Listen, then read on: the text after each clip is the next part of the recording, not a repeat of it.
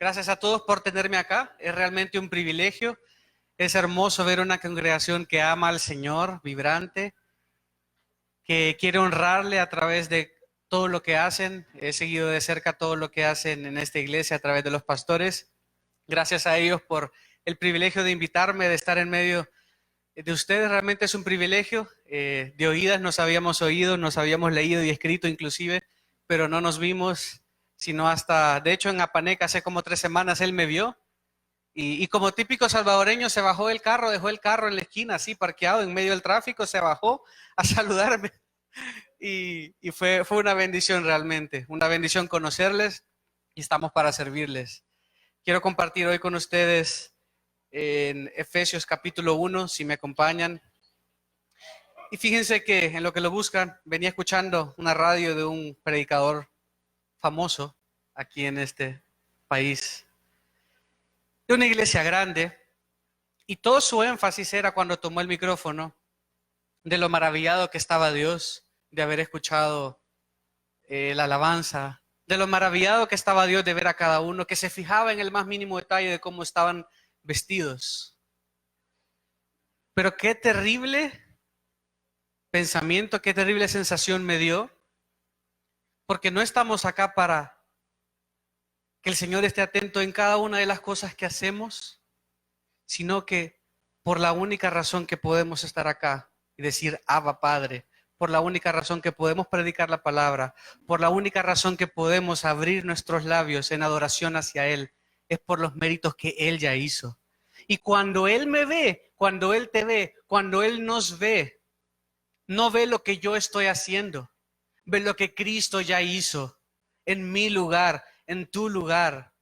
Y eso es lo que Dios el Padre ve en aceptación, los méritos de Jesucristo. Eso es lo que ve. Y solo por eso, porque hemos sido redimidos, porque hemos sido cambiados, podemos darle toda la gloria y todo el honor. El énfasis no somos nosotros, así como en las alabanzas que hemos cantado, el énfasis no somos nosotros, sino que Él nos haga siervos, como decía esa canción última, para su gloria, para su única gloria y honor.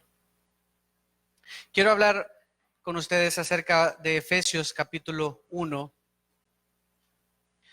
Efesios es un libro muy doctrinal. Al principio Pablo se encarga de recordarle a los efesios su posición en Cristo. Los primeros 3 capítulos del libro de Efesios, Pablo recuerda todo lo que son en Cristo. Y eso es algo muy valioso. Pero no solo se queda en recordarles, les recuerda para que luego los últimos 3 capítulos ellos pongan en práctica y recuerden quiénes son. Y este día quiero hablar con ustedes acerca de cómo permanecer en adoración ante una salvación tan grande.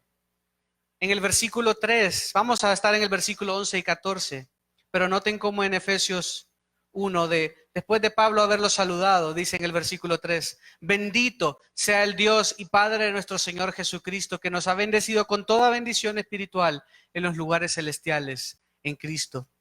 Normalmente, Pablo, después de saludar, casi siempre, bueno, hay otras que también tienen el formato similar, pero parte a agradecer por ellos. Pero en este momento, Pablo, sobrecogido y simplemente asombrado de lo que está diciendo, de lo que está pensando, alaba a Dios.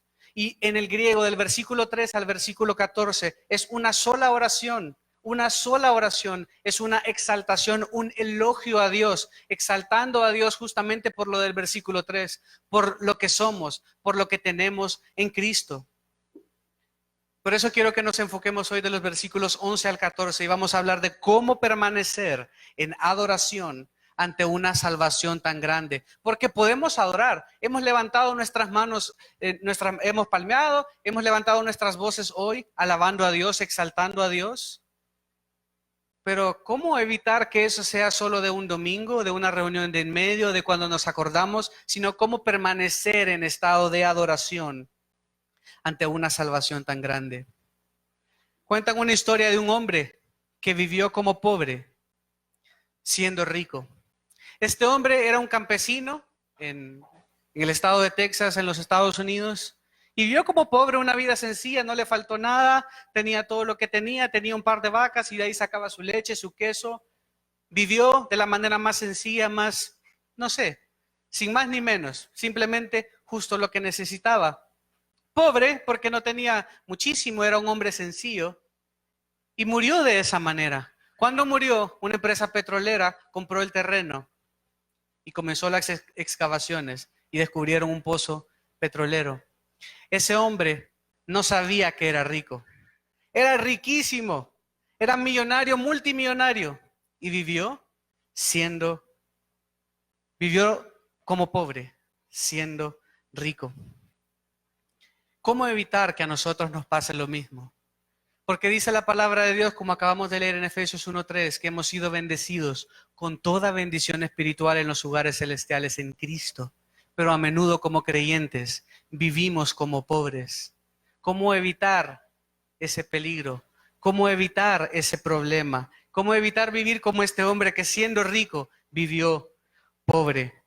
Efesios de versículos 3 al 14 es un elogio, una exaltación a Dios por lo que Él ya hizo.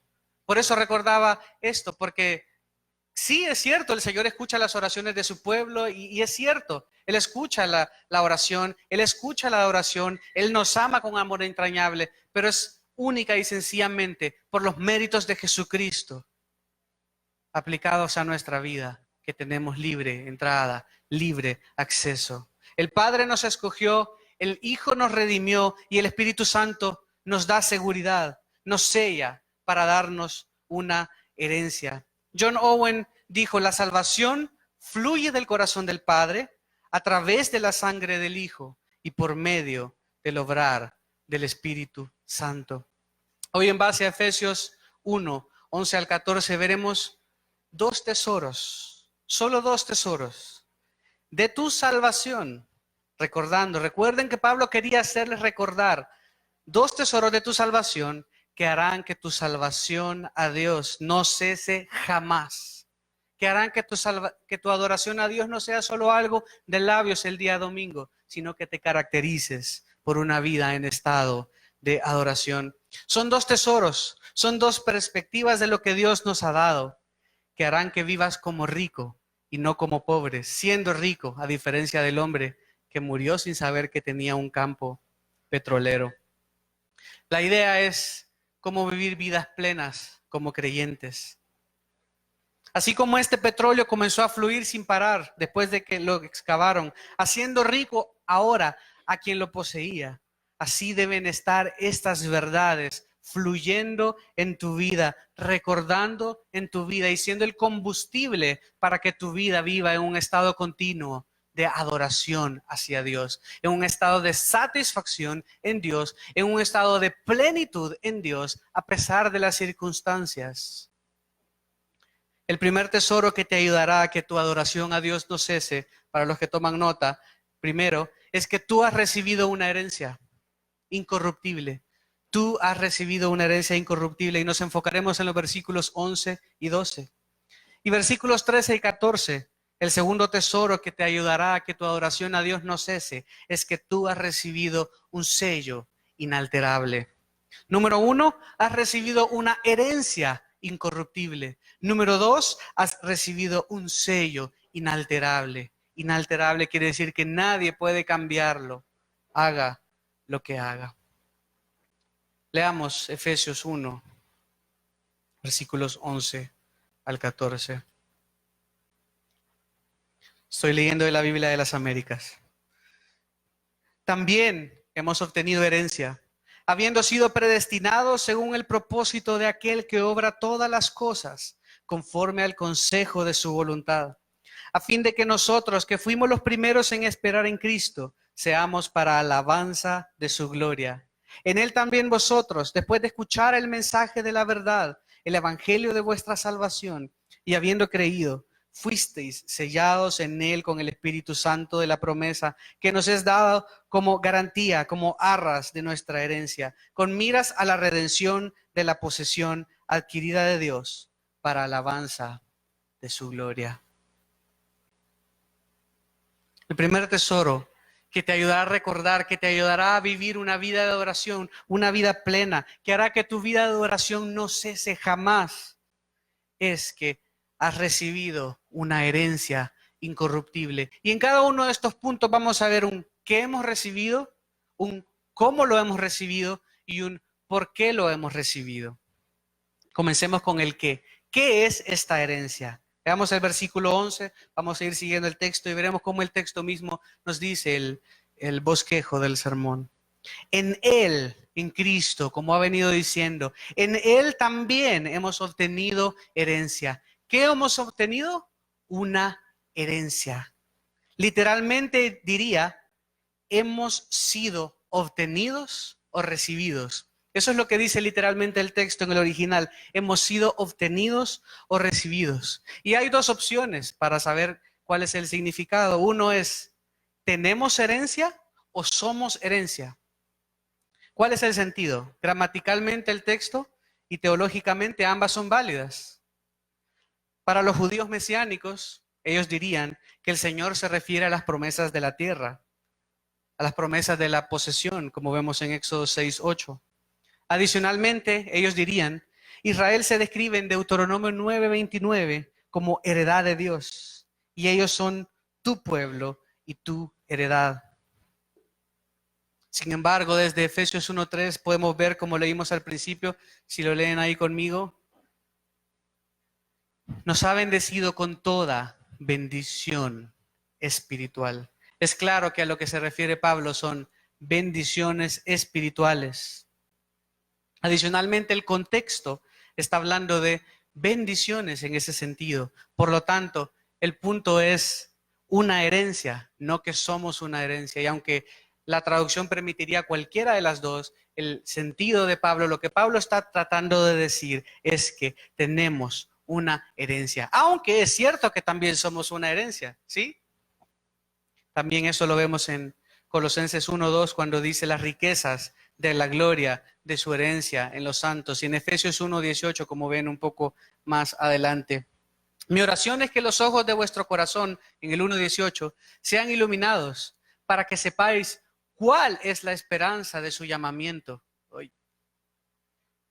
¿Cuáles son las riquezas de la gloria de su herencia en los santos? El sentido que Pablo lo está comunicando se refiere a algo que hemos obtenido. El versículo comienza diciendo también que es en Él. Es solo en Cristo, solo por los méritos de Cristo, no por nada que yo haya hecho o que haya dejado de hacer, sino que es exclusivamente y únicamente por los méritos de Jesucristo que hemos sido bendecidos. Es únicamente, exclusivamente por los méritos de Jesucristo que hemos obtenido esta herencia. Y esta herencia, como lo ha venido diciendo en el libro de Efesios, es la salvación, y habla de un montón de perspectivas, de lados, de puntos de la salvación, de implicaciones de la salvación. Son bendiciones espirituales que ha venido diciendo. Habla de la redención, habla de la adopción, habla de santificación, habla de haber sido escogidos desde antes de la fundación del mundo. No depende de nosotros. Él da y nosotros recibimos. Ese es el punto. En Él, dice el texto. Se me sigue, por el ventilador se me sigue yendo a Colosenses siempre. En Él. También hemos obtenido herencia, habiendo sido predestinados. En el versículo 10 está en Él. En la Biblia de las Américas, la Reina Valera está en el 11. Cuando un padre le deja una herencia a sus hijos, lo hace con algo valioso, ya sea para ellos o para los estándares que el padre mismo da esa herencia. El padre o la madre deja la herencia de lo poco o lo mucho que él tiene o que ella tiene. Va a dejar mucho o poco, pero va a dejar algo importante, algo que considera que es valioso para ellos. Y esto lo deja con nombre y apellido en un escrito, en un ¿cómo se llama esto? Un testamento, lo deja escrito con nombre y hasta el día y fecha de nacimiento y tal, para que conste que es exclusivamente para esa persona. No depende de los hijos, depende del padre y la voluntad que refleje ante el abogado para ver qué es lo que va a dejar. El dueño de la herencia es el padre y quien hereda estos beneficios es el hijo, son los hijos. Así ha hecho Dios con nosotros, hermanos. Nos heredó la vida eterna. y ha escrito los nombres de los suyos en el libro de la vida y nadie puede quitártelo.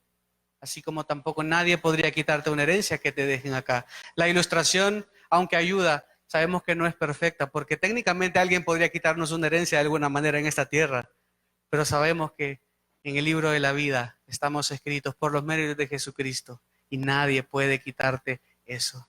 Ni lo alto, ni lo profundo, ni ninguna cosa creada podrá separarte del amor de Dios que es en Cristo Jesús. Y solo eso debe motivarte a vivir tu vida en estado de adoración sabiendo que has sido salvado por Él.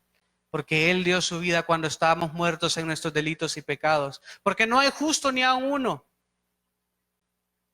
Es solo por sus méritos. Es en Él que tenemos esta herencia. No por lo bueno que hagamos. No por lo guapo o guapa que vengas al servicio. No porque vengas o sirvas tanto es que tú tienes esta herencia. No. Lo hacemos en agradecimiento, en adoración, porque estamos necesitados, porque le amamos. Es como consecuencia, es fruto de eso que Él ya hizo.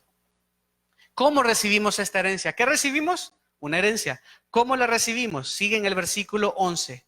Habiendo sido predestinados según el propósito de aquel que obra todas las cosas conforme al consejo de su voluntad. Ese es el cómo. Dice lo mismo en el versículo 5, miren un poquito atrás. Dice que nos predestinó para adopción. Por eso somos herederos suyos, porque Él nos predestinó. Recibimos esta herencia porque Él lo predestinó, porque Él nos escogió de antemano, porque Él así lo dispuso. Miren las palabras que Pablo usa. Todo lo que Dios se propone hacer, hermanos, lo hace. Por eso podemos saber que la salvación que Dios da no se pierde, porque lo dice la Escritura, porque lo que Dios da y promete, sus promesas son inquebrantables. Pablo usa tres palabras con una connotación similar. Propósito, mírenlo ustedes, conforme al consejo de su voluntad, dice según el propósito, habla de consejo también y habla de voluntad. Esas tres palabras, propósito, consejo y voluntad, enfatizan la soberanía de Dios.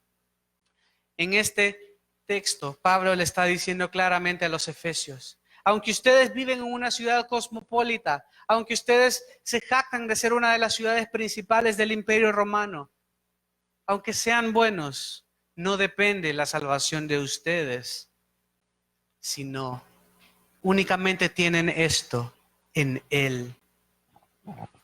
Choca contra las preconcepciones que podían tener ellos, las preconcepciones que había en Éfeso, donde se creía que Artemisa o Diana de los Efesios, si mal no lo recuerdan, estaba en control del destino. En esa ciudad reinaba Artemisa, tanto así que el emperador hizo un concurso para ver en qué ciudad él hacía un templo hacia él, porque él se creía Dios también. Y él pidió que no concursara Éfeso, porque la percepción y era tan fuerte Diana de los Efesios o Artemisa que no quería que compitiese con su gloria. Ellos creían, los Efesios, la ciudad, digo, alrededor, que ella estaba en control del destino y que tenía poder supremo sobre los poderes sobrenaturales. Esto chocaba, contrastaba terriblemente contra lo que ellos pensaban, porque Él les está diciendo, Dios es el soberano, Dios está en control, en Él tienen todo, en Él somos, en Él nos movemos, sin Él no somos nada, en Él lo tenemos todo. Si lo tengo a Él, lo tengo todo. Si tengo todo y no lo tengo a Él, no tengo nada. Esa es la lógica del reino de los cielos, ¿cierto? Enfatiza la soberanía de Dios. El punto focal, el énfasis, el meollo es que Él obra todas las cosas, que Él tiene poder para llevar a cabo su plan, que Él obra todo según su voluntad, como lo hizo predestinándonos para su gloria, como lo hizo escogiéndonos desde antes de la fundación del mundo, como lo hizo según el sabio consejo de su voluntad. Porque como cantábamos también, ¿quién le dio consejo al Señor? Nadie puede darle consejo al Señor.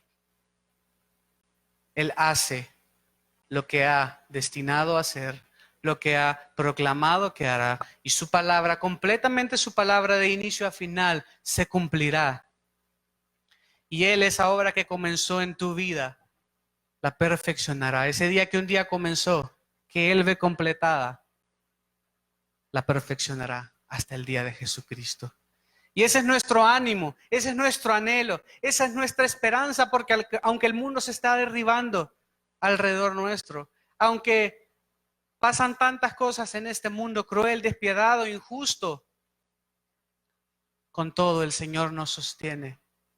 Y tenemos promesas que son más allá de lo que nuestros ojos pueden ver. Por eso no somos como los impíos que no tienen esperanza. Nosotros tenemos esperanza en Él, porque Él nos ha salvado y Él cumplirá sus propósitos para siempre. Nada podrá separarnos de su amor. ¿Vimos el qué? Herencia, ¿cómo?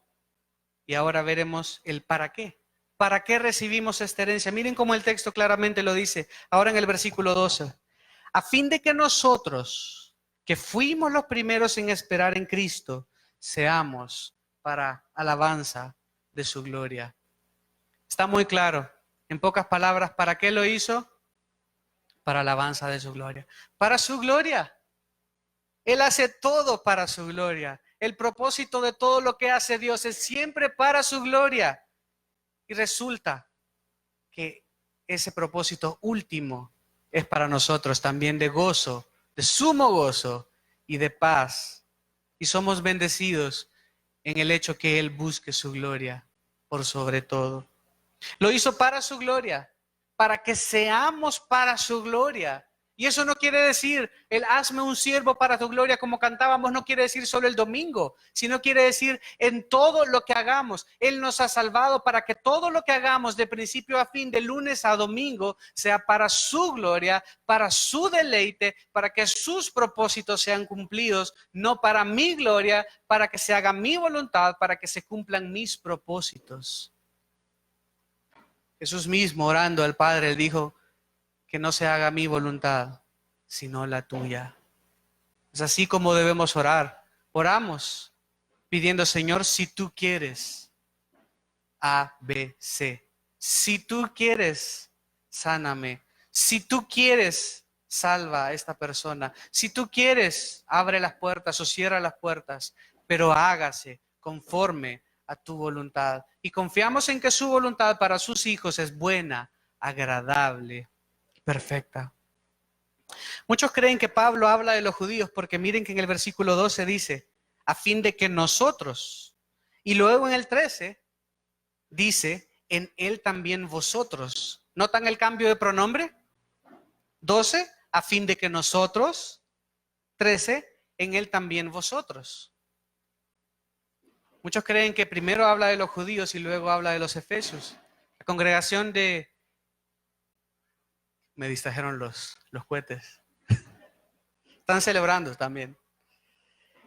Muchos creen que se refería, el cambio de pronombres incluía un cambio de personas, que se estaba incluyendo en el primero, pero Pablo era de los dos, ¿se acuerdan? La iglesia habían de los dos también, habían gentiles y habían judíos.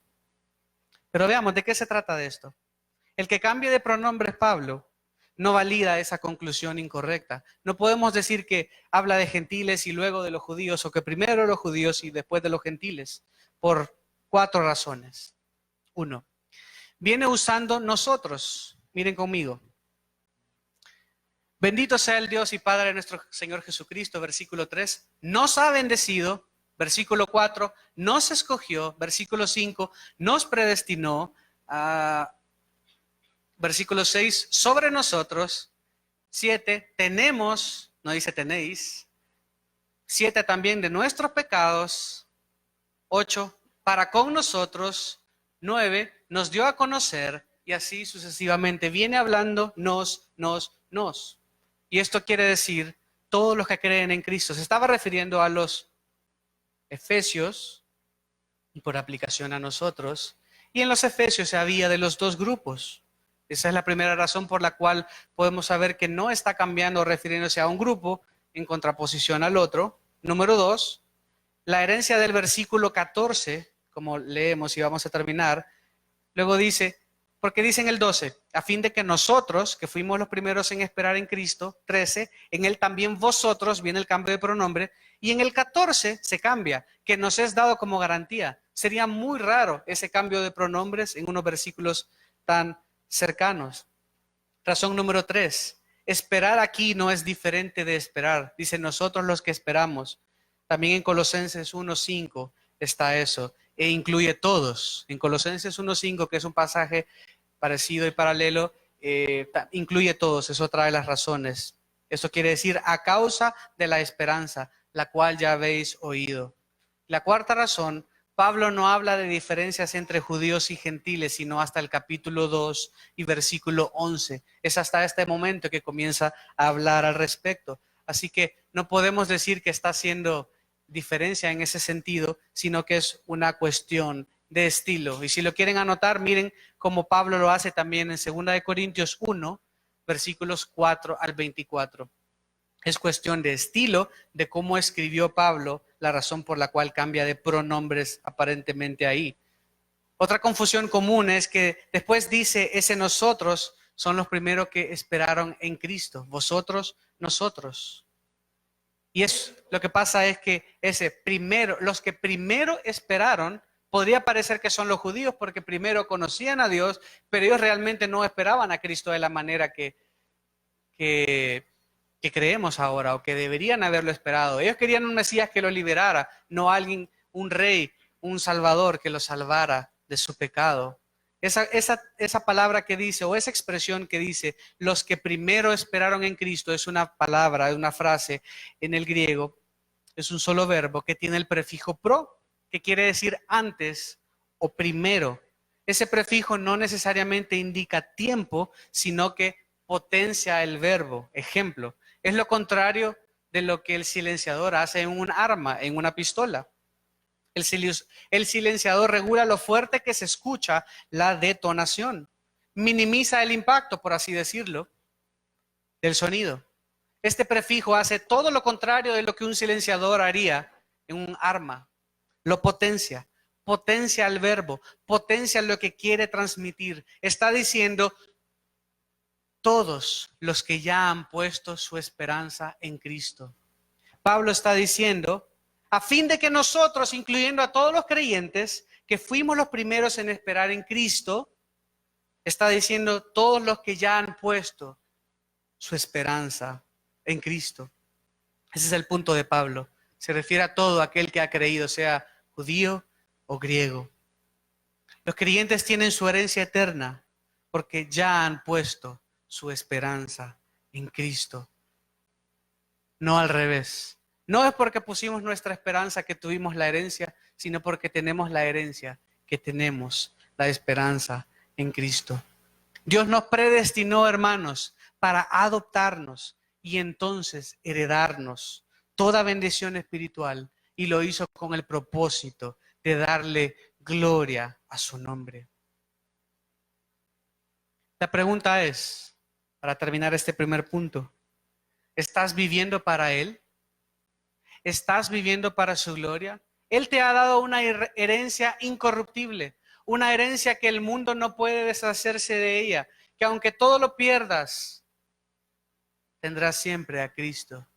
Que aunque te quedes sin bienes materiales, aunque te quedes sin nadie a tu lado, el Señor estará a tu lado.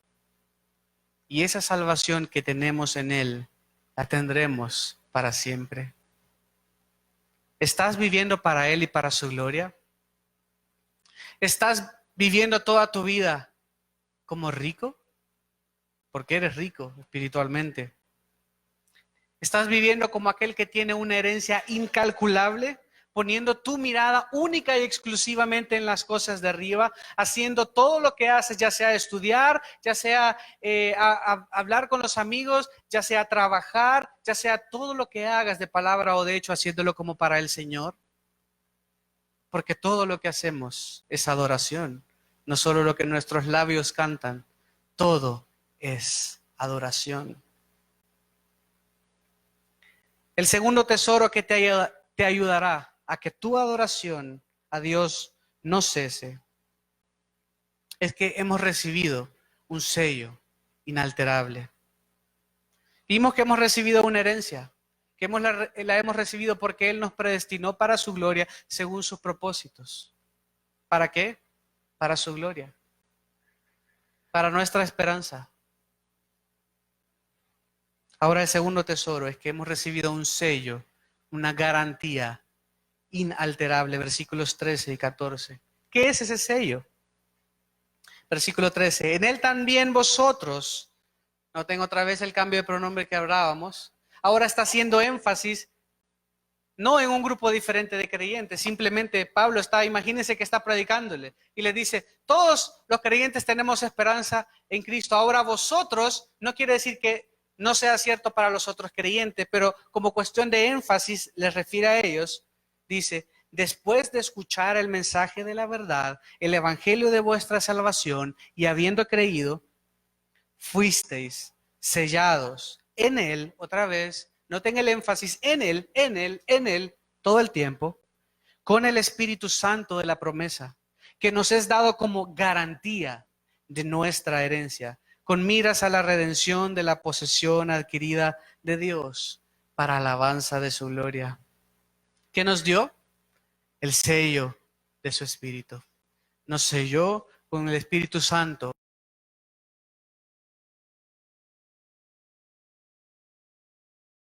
Del 12 y el 13 no se refiere a grupos diferentes, sino hacia todos los creyentes. Pero es en este versículo que hace un énfasis especial a los efesios para narrar cómo había sido su conversión y enfatizar lo que Dios les había dado, que también es cierto para nosotros como aplicación. Ser sellado en el Espíritu Santo no es otra cosa, es otra perspectiva de lo que ya les había dicho antes. Ser sellado por el Espíritu Santo es lo mismo que recibir el Espíritu Santo en el momento de tu salvación. Es decir, les está hablando de otro beneficio, de otra perspectiva de la misma salvación que ya tenían. Fuisteis sellados, así como a los animales que los sellan para indicar que son propiedad de esa persona que tiene el sello, o algo que uno compra trae un sello, en una madera trae una grabación, ese teclado dice Yamaha ahí, el parlante dice alguna marca ahí, no recuerdo, pero todo dice una marca, es propiedad, esa persona lo hizo. Igual nosotros tenemos el sello del Espíritu Santo morando en nosotros. ¿Qué es el sello? ¿O qué era el sello? ¿Qué entendía el lector original al escuchar la palabra sello? El sello era un anillo o sello cilíndrico con el nombre del dueño o con un diseño particular. Era usado para sellar materiales, para demostrar propiedad, para confirmar la autenticidad de un documento o para crear una marca de autoría. Similar a cómo se usaría hoy un sello, un logo o algo similar. Un sello indica propiedad. Un sello indicaba seguridad. Es la garantía de bendiciones futuras. La presencia del Espíritu Santo en nuestras vidas, hermanos, no lo vean como poca cosa, porque es la promesa de Dios, de nuestra heredad en el futuro. El Espíritu Santo residiendo en el creyente es la garantía de que Él cumplirá su promesa. Es increíble pensar que Dios ha puesto a su Espíritu Santo como sello en nosotros en el momento que creímos en Él para salvación y nos arrepentimos de nuestro pecado, como garantía de que Él cumplirá. Su nombre está en juego, su gloria está en juego. Él cumplirá, no fallará, aunque pensemos que Él tarde. Él vendrá cuando lo estime conveniente o Él nos llevará antes a su presencia. Y Él nos dará un cuerpo nuevo y un día Él reinará. Él cumplirá todas sus promesas. Y el sello del Espíritu Santo. Por eso dice, no contristéis al Espíritu Santo de Dios, que está en nosotros, porque es dado de Dios, es Dios mismo, y es dado como garantía de que Él va a cumplir. Es evidencia de que pertenecemos a Dios. Romanos 8:9 dice, si en verdad el Espíritu de Dios habita en vosotros, pero si alguno no tiene el Espíritu de Cristo, el tal no es de él. El que es de él, el Espíritu Santo mora en él. El que no, el Espíritu Santo no mora en él. Es sencillo. Habla del Espíritu también de ese sello como garantía, que son las arras que usualmente hablamos en las bodas. Ese sello, esa garantía son arras, o en el original arrabón, que seguro lo habrán escuchado. Es el depósito de la herencia futura de los creyentes. Y es, en otras palabras, una porción del pago final, una prima, una garantía, que es como funciona hoy. Vamos a comprar una casa, vamos a comprar un auto, damos una garantía, damos una prima como garantía de que vamos a cumplir nuestro pago. El Señor ha dado su Espíritu Santo en nosotros como garantía de que Él cumplirá. ¡Qué bendición tan grande! ¡Qué verdad tan profundamente clara y vital para nuestra vida de adoración a diario, en todo lo que hagamos! El Señor no solo nos dejó escrito en su palabra, sino que ha dejado a su Espíritu morando en el creyente.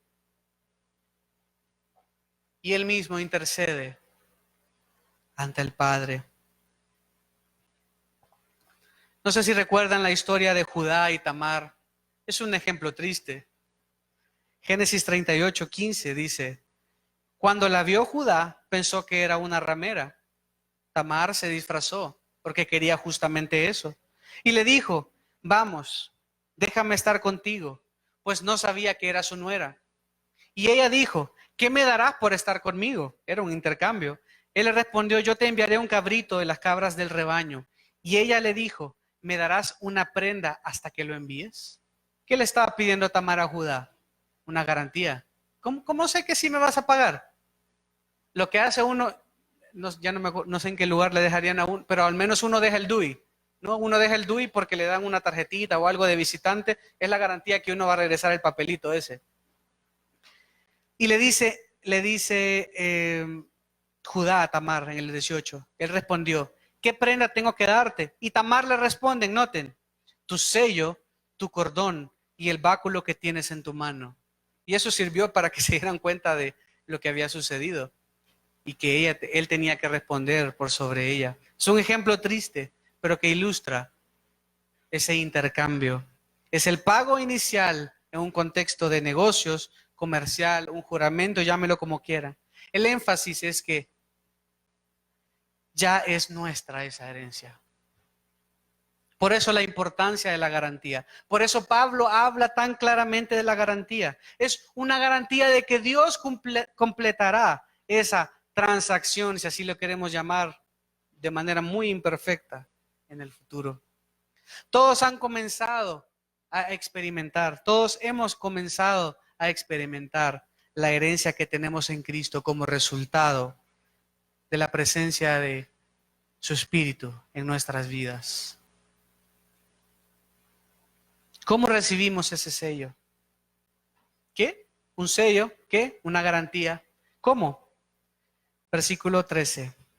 En él también vosotros, después de escuchar el mensaje de la verdad, el evangelio de vuestra salvación, y habiendo creído, fuisteis sellados. Recibimos el sello del Espíritu Santo cuando uno escucha y cree para salvación. ¿Pero qué escucha y cree? Escucha el mensaje de verdad. El mensaje de verdad, el mensaje de salvación. En un ambiente religioso y pluralista como lo era el de Éfeso, tal declaración pudo haber sido percibida como exclusivista, porque ahí se permitían todas las religiones. Aunque Diana o Artemisa era predominante, se permitía que todas las religiones operaran. Y él contrasta contra todas esas religiones y les dice, habiendo escuchado el mensaje de verdad, así como esta iglesia, gracia y verdad, el mensaje de verdad y habiendo creído. Creer el evangelio de salvación.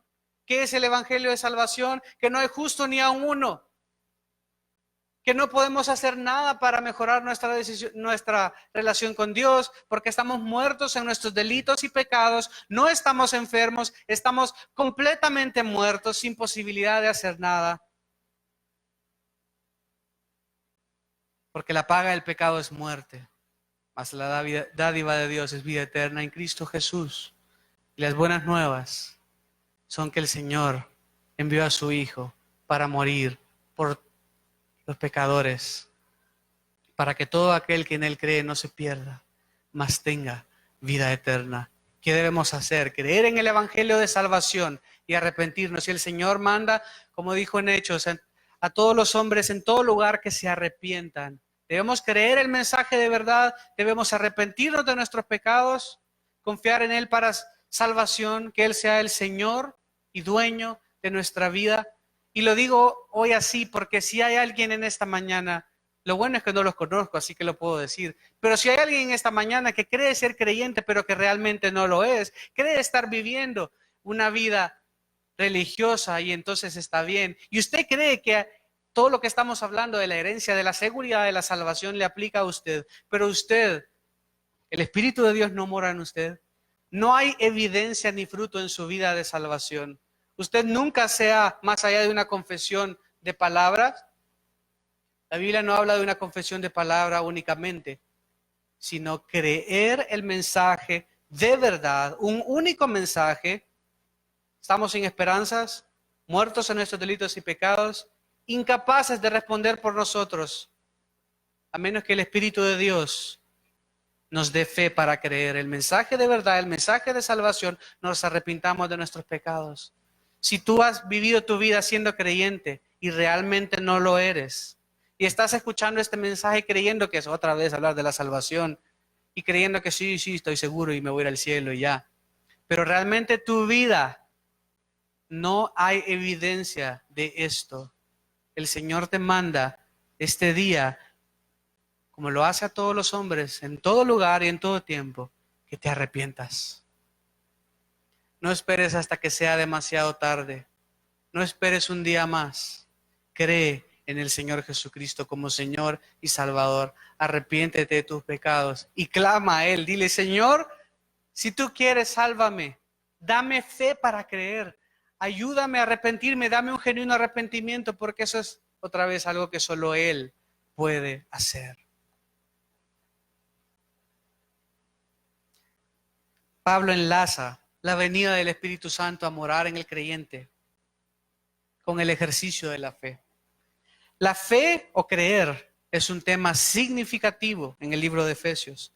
Es la respuesta hacia el Evangelio que conlleva el sello del Espíritu Santo. Ellos escucharon el mensaje de verdad, creyeron, se arrepintieron. El Señor les dio fe para creer, les dio un genuino arrepentimiento y ahora una vez pudieron ser transformados, pudieron ver la verdad y pudieron decidir.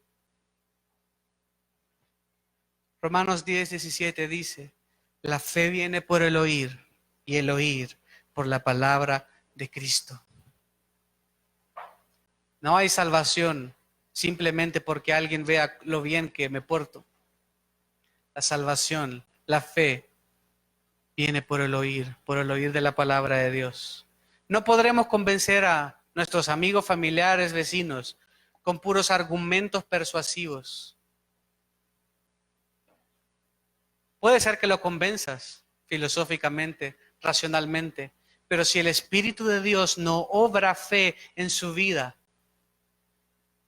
podrá ser el mejor apologeta y no podrás convertir su corazón.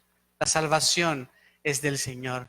No te frustres. Predica la palabra, eso es lo que nos manda. Enseña la palabra, proclama la verdad del Evangelio, porque el Evangelio es poder de Dios para salvación para todo aquel que cree. Trae a tus amigos a la iglesia. Exponlos a la palabra, porque solo es a través de la palabra que el Espíritu de Dios va a transformar esos corazones. Está bien, habla filosofía con él, trata de convencerlo. Pero puedes tener a alguien que te crea y sí hace sentido, pero que su corazón está muerto en sus delitos y pecados. La fe viene por el oír y el oír por la palabra de Dios. Hoy en la mañana estaba pensando en la canción con la que comenzamos porque me gusta mucho, y especialmente esta parte que dice, el sello de su espíritu por fe tenemos hoy. Es justamente lo que hemos dicho, el sello de su espíritu por fe tenemos hoy. Pero miren cómo arranca el coro. Termina ahí.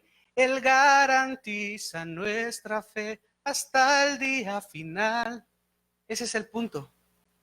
Tenemos el sello de su espíritu. Y porque tenemos el sello de su espíritu, Él garantiza nuestra fe hasta el final. Porque Él nos ha sellado, no por una decisión que yo hice un día hace 50,000 años, no es por unas lágrimas que derramé, no es por un mero asentimiento o porque me dieron ganas de llorar la prédica del pastor, lloré y yo levanté mi mano y pasaron y entonces una experiencia religiosa y bajaron unas nubes. No es por nada de eso. No es por algo que tú hiciste, sino por algo que el Señor esperamos que ya haya hecho en tu vida.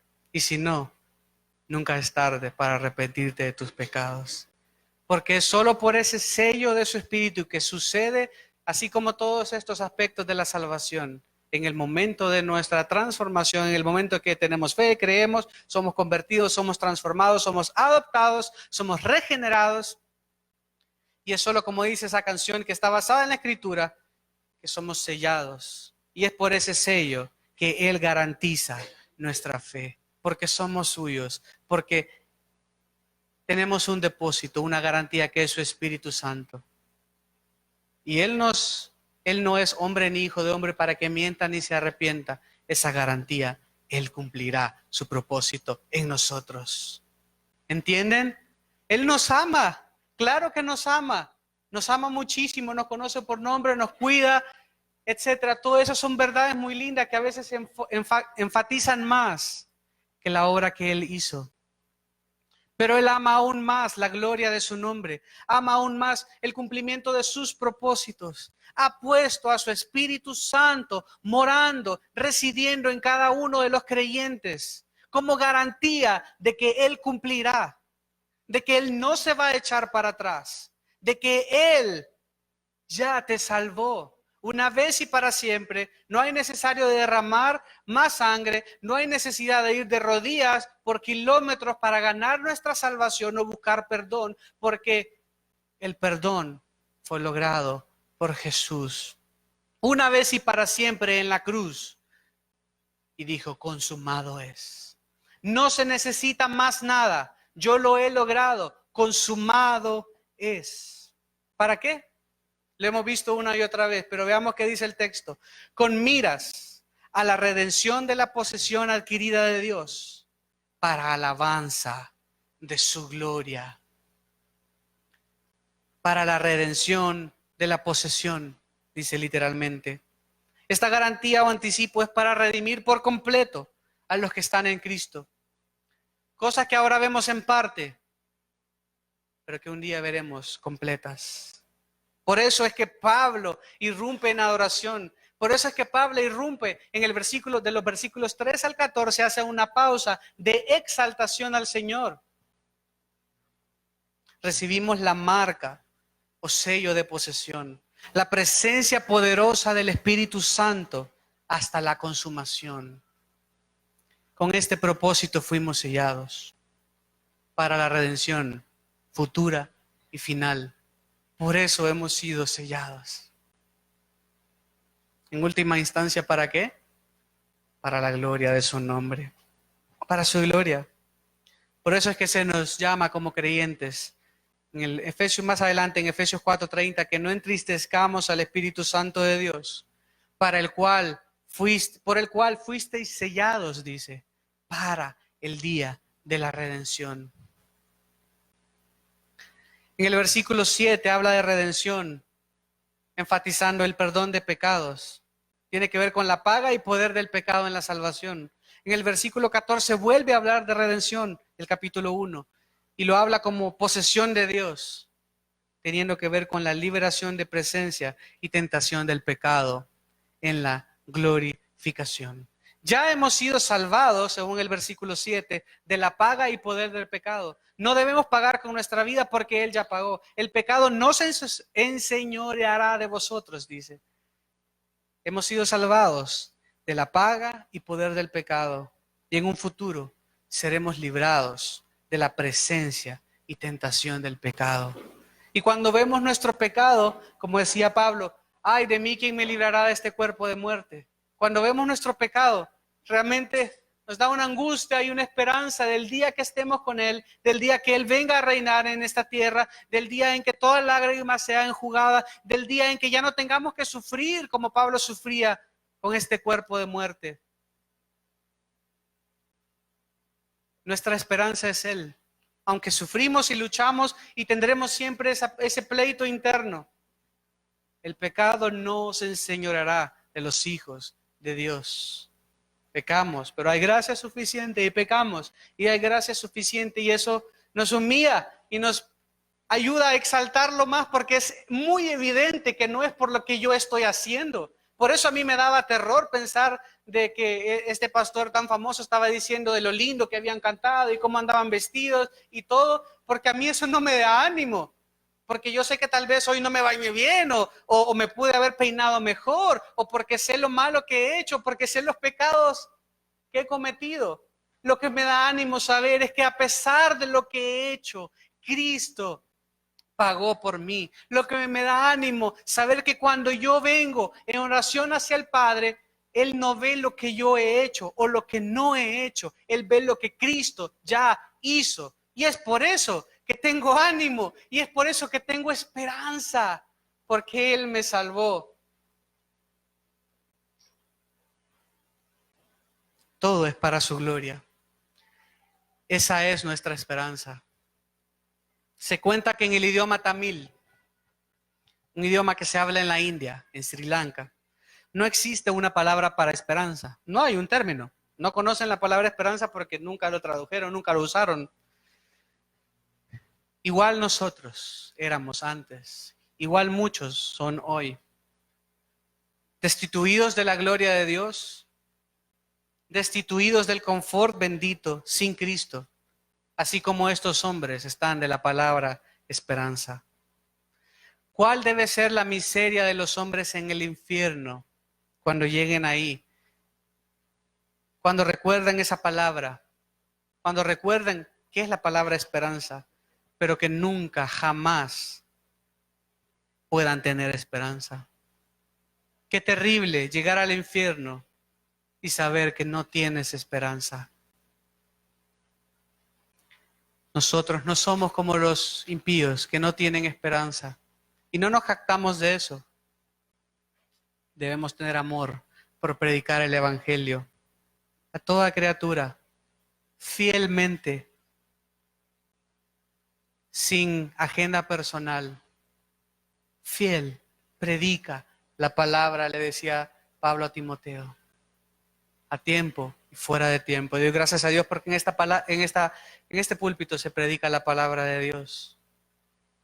Y oramos que el Señor siga usándolos para su gloria. Pero también ustedes personalmente en cada situación en la que se encuentren. Sí, vivan vidas santas, claro. Pero también proclamen el evangelio, no tratando de convencer a la persona.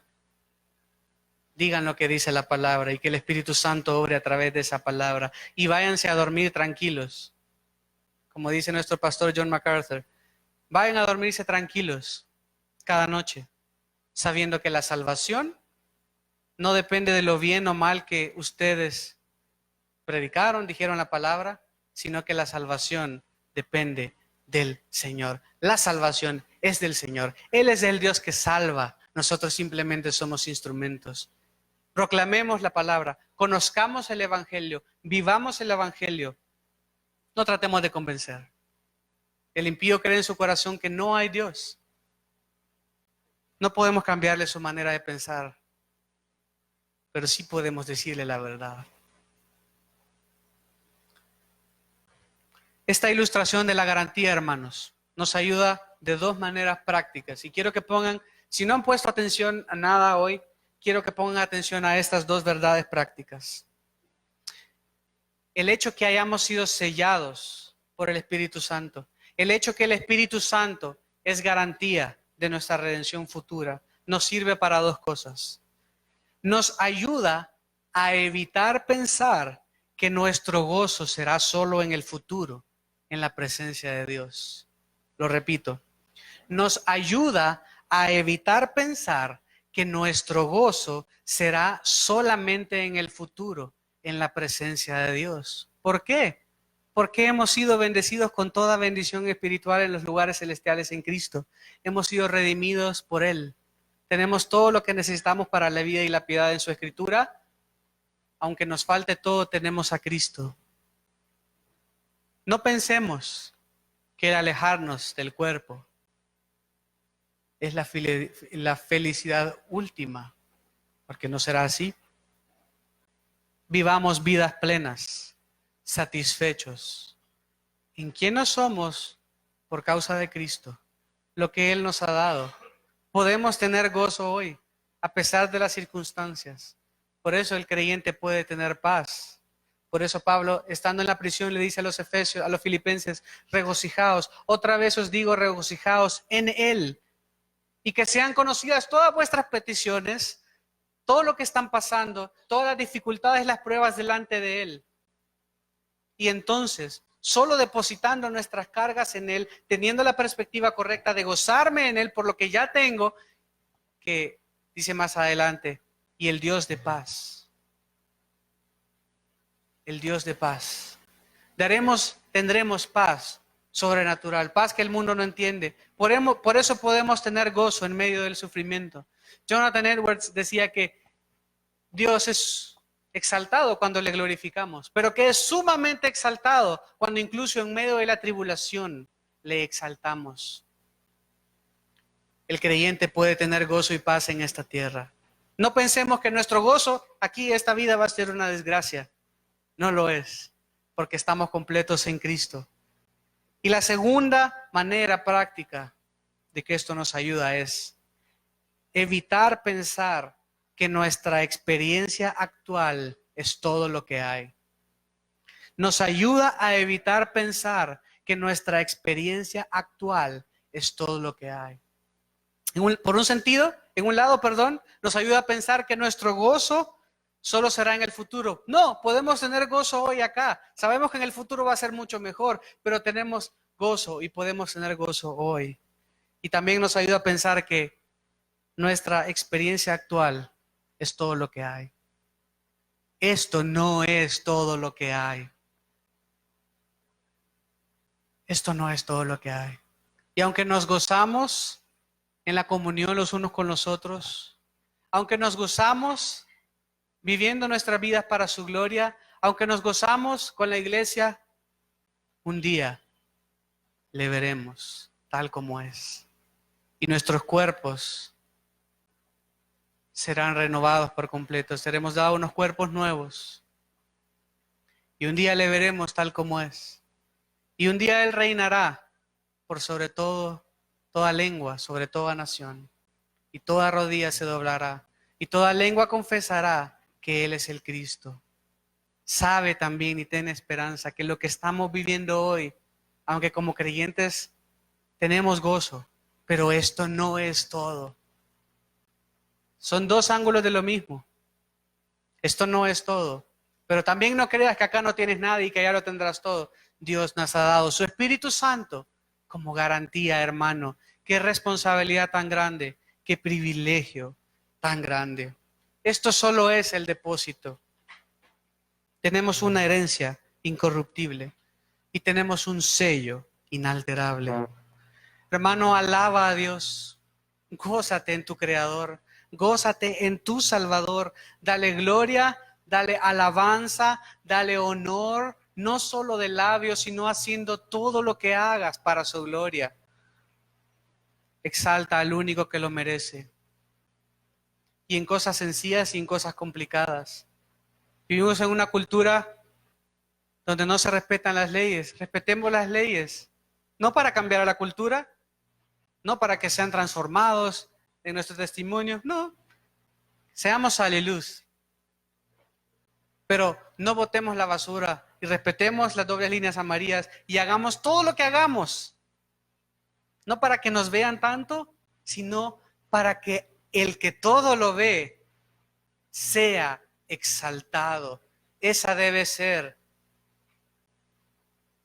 nuestro deseo último. Que Él reciba toda la gloria, hermanos, en todo lo que hagamos.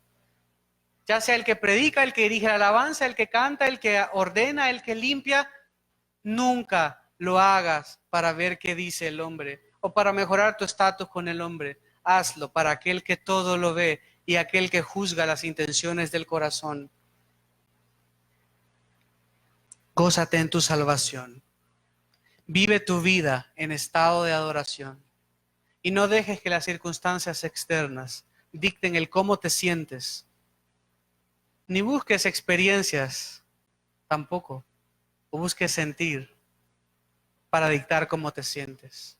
Tenemos la verdad, el evangelio de verdad que hemos recibido solo por gracia, por medio de la fe, y esto no es de nosotros, sino es de Dios. Y el que se gloría, que se gloríe en su Creador, en su Salvador, en su Redentor. ¿De acuerdo? Oremos. Gracias, Señor, por el privilegio de meditar en tu palabra, Señor. Gracias porque tu palabra es verdad. Gracias porque tu palabra, Señor, por medio de tu Espíritu es lo que salva y lo que santifica nuestros corazones, Señor. Gracias por esa salvación tan grande que hemos recibido sin mérito alguno, pero únicamente por los méritos de Jesucristo. Recibe toda la gloria, Señor, en todo lo que hagamos, en todo lo que en esta congregación haga, Señor. Úsala para la expansión de tu reino, para la expansión de tu evangelio, Señor, para la expansión de la sana doctrina. Que sigan predicando fielmente el mensaje de verdad, no para fama, Señor, no para que el nombre de la iglesia crezca o el número crezca, sino para que tú recibas toda la gloria, Señor. Ayúdanos a vivir vidas que sean agradables a ti, Señor, sabiendo que no es por lo que hagamos o dejemos de hacer que tú mirarás e inclinarás tu oído, Señor, sino que es porque cuando nos ves los méritos, ves los vestidos ensangrentados de nuestro Salvador, aplicados a nuestra vida. Hemos sido revestidos, hemos sido perdonados, hemos sido transformados, hemos sido justificados y anhelamos el día que redimos por completo nuestros cuerpos y donde no estemos sujetos más al pecado ni a la tentación del pecado, Señor. Nos des cuerpos nuevos, que vivamos, Señor, contigo, reinando contigo, glorificándote para siempre. Y si hay alguien acá que no te conoce, Señor, si tú quieres, sálvale. Usa tu palabra para salvarlo, para transformar su corazón. Dale fe para creer, Señor, en ti. Gracias por los pastores, por los ancianos, por los líderes de esta iglesia, Señor. Síguelos usando para tu gloria. En el nombre de Cristo Jesús. Amén.